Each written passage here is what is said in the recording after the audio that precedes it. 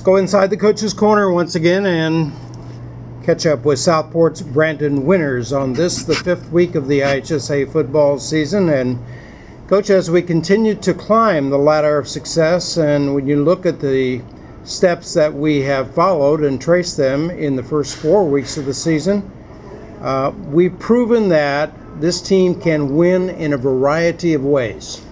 Yeah, we've had some, interesting results looking at. I don't know if last week would be called a shootout. There were certainly a lot of points scored. There were also some punts, but it was a long game with TV timeouts and some turnovers, but kind of a back and forth, up and down, coming off the week before there where we had a defensive battle, so a lot of variety. And I say, Coach, that winning in a variety of ways is a good thing, which tells me that your scouting reports and the strategies that have been installed for each of those games have been pretty much on target. Yeah, I think that's probably true. I think the other thing is just kind of our kids have kind of figured out ways to get the job done. I mean, Columbus North's good football team, for example, it would have been real easy for our defense to kind of just have some lapses, especially because they're kids, and they didn't.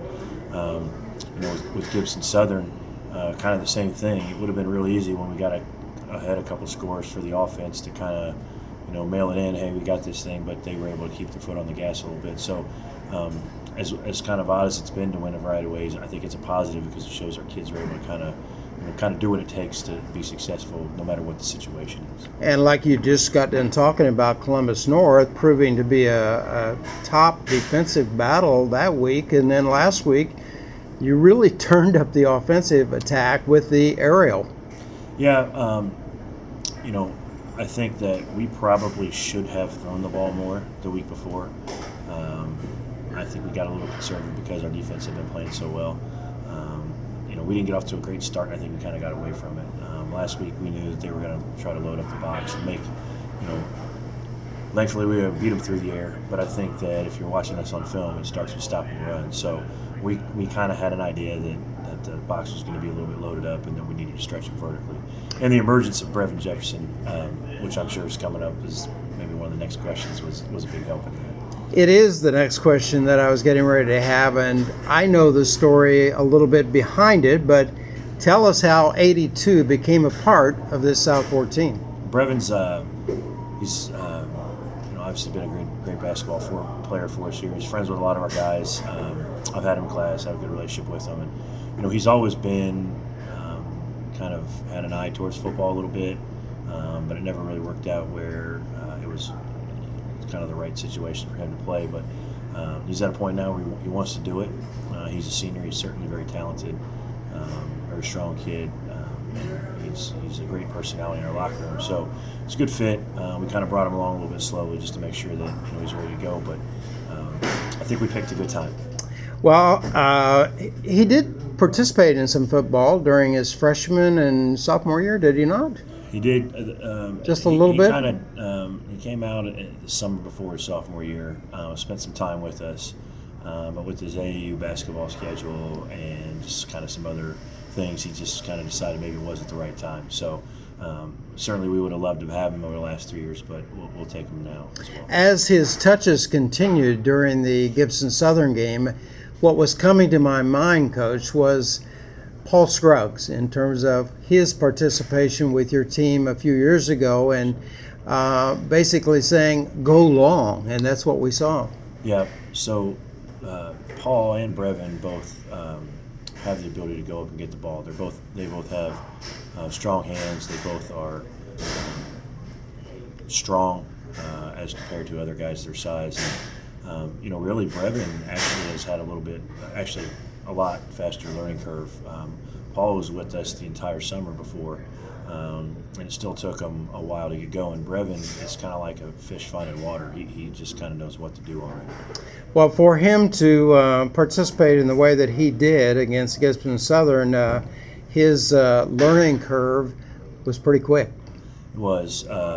We were a little bit limited in the types of routes that we asked him to run. We'll certainly continue to up that as he gets more comfortable. But at the end of the day, I mean, as much as maybe coaches want to take credit, he's a really good athlete, and we tried not to mess that up. We talk a great deal today about the offense, but we cannot ignore the fact that the defense came to play again and made some very critical stops against a very talented Gibson Southern team. I thought we did enough. There were certainly some things to correct. One of the things that if you weren't at the game, if you just look at the maybe glance at the box score, don't look at it carefully, or if you just heard the score, we scored on a lot more possessions than they did. We just weren't able to finish in the red zone, so it was a lot of field goals, and so they had a lot of possessions because we did. And really, when you play a team that's really good, especially at the quarterback position, which Southern is, it's more about managing the points per possession. You can look at the total points or whatever, but when they're running a ton of plays and they're no huddle, they're going quick, it's really just about making it tough on them to where they can't ever get rolling to where they're totally comfortable. And special teams, again, did a great job, both on the kicking end as well as Colby Cockrell having a tremendous day. And Kobe's been good. And really what it comes down to is we talk about the different types of games we've played in, kind of being a variety. We have won the turnover battle in every game by more than one turnover, and we've been good in the kicking game. So we've been able to kind of deal with maybe the defense isn't quite as sharp, maybe the offense isn't quite as sharp, but we've been getting the ball from people, and we've been playing well on special teams. That's a big part of our success so far. Tonight's opponent, the Chatard Trojans, ranked number 2 in Class 3A, and Coach Bill Peebles, who was a previous coach here at Southport, had a chance to play them last week. And I asked you before we came on the air if you'd had a chance to get a little bit of scouting report from him. I did. He said what we already knew. They're good, big, and physical. So, we don't talk a whole lot about football during football season because they're both so busy. But we did catch up a little bit, and actually just about some other stuff. But he wished us good luck, and we'll take it because it's a good football team coming in. Continued success this week, Coach, and check in with you later. All right, thank you.